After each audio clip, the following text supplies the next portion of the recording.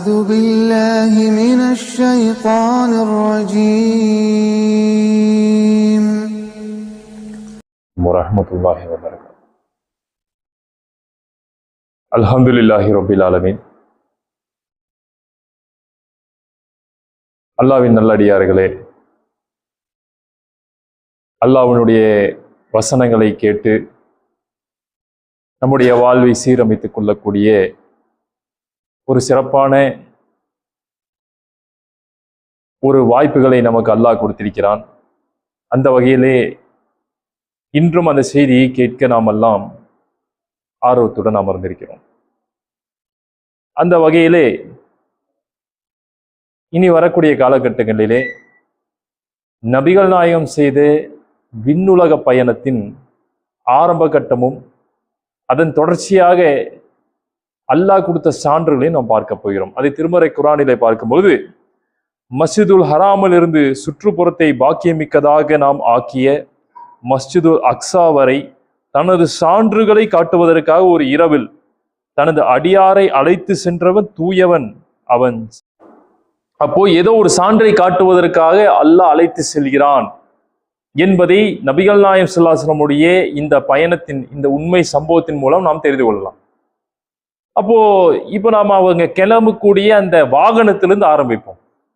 இதனுடைய செய்திகள்லாம் மிக பெரிதாக இருந்தாலும் கூட சில சுருக்கமான செய்திகளை சொல்லி, சில மணித்துளிகள் நம்மிடம் இருப்பதினால் சில சுருக்கமான செய்திகளின் மூலமாக நாம் ஆரம்பித்துக் கொள்ளலாம். புராக் என்கின்ற ஒரு வாகனம் நபிகள் நாயகம் ஸல்லல்லாஹு அலைஹி வஸல்லம் அழைத்து செல்ல, எங்கிருந்து அழைத்து செல்ல? மக்காலிருந்து மஸ்ஜித் அக்ஸாவுக்கு அழைத்து செல்ல ஒரு வாகனத்தை அல்லாஹ் ஏற்பாடு செய்கிறான்.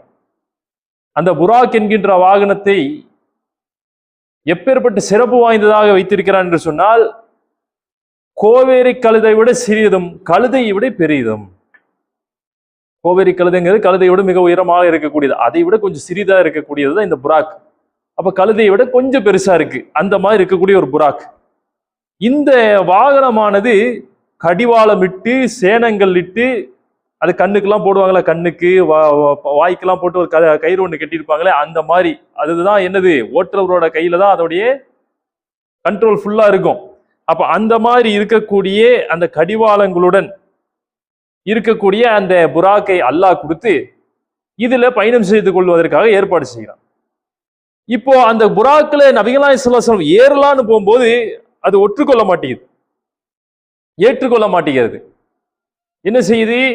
கொஞ்சம் அடம் பிடிக்கும் இல்லையா? ஒரு புதுசா ஒரு உயிரினத்து கூட பழகணும்னா உடனே ஒரு மனிதனால பழகிட முடியாது, அது கூட சில பயிற்சிகள் இருக்கு.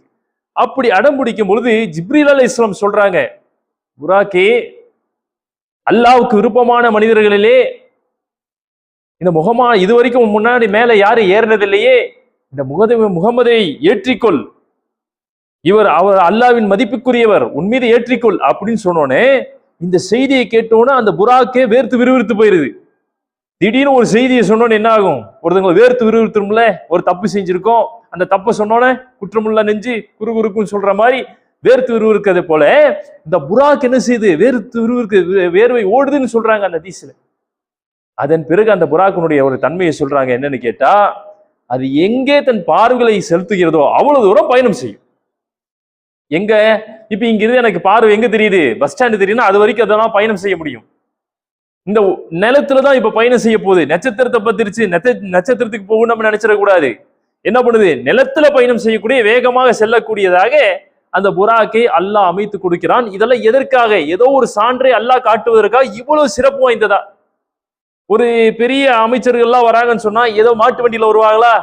அப்படி கிடையாது. அவங்களுக்குன்னு ஒரு வாகனங்கள் வைத்து அவங்களும் சுத்தி பல பேரை நிக்க வச்சு பாதுகாப்புக்கு வைத்துதான் அழைத்து வருவாங்க. இப்ப நபிகள் நாயகம் ஸல்லல்லாஹு அலைஹி வஸல்லம் அவர்களை ஏதோ மிகப்பெரிய சான்றுக்காக அழைத்தவன் அல்லாஹ், செல்லக்கூடிய ஒரு இறை தூதர். அப்ப அவருக்கான ஏற்பாடாக இந்த புராக்குடைய வாகனத்தை ஏற்பாடு செய்கிறது. அப்போ நாம் இந்த செய்திகளை இத்துடன் இன்னைக்கு இந்த செய்தி முடிகிறது. இதன் தொடர்ச்சியை, இதன் பிறகு என்ன நடந்துச்சு, அந்த புராக்கின் வேகமான வாகனத்தில் எப்படி பயணம் செய்தார்கள், செய்து எங்கே சென்றார்கள் என்பதை இனி வரக்கூடிய காலகட்டங்களை நாம் பார்ப்போம். அல்லாஹ்வுடைய வார்த்தைகளை கேட்க ஒன்று குழுமிய நம் அனைவரும் மீதும் அல்லாஹ்வுடைய சாந்தியும் சமாதானம் உண்டாவதாக என்று பிரார்த்தித்துக் கொண்டவனாக இந்த உரையை நிறைவு செய்கிறேன். வாஹிரு தாவனான் அல்ஹம்துலில்லாஹி ரப்பில் ஆலமீன். அஸ்ஸலாமு அலைக்கும் வரஹ்மத்துல்லாஹி வபரகாத்துஹு.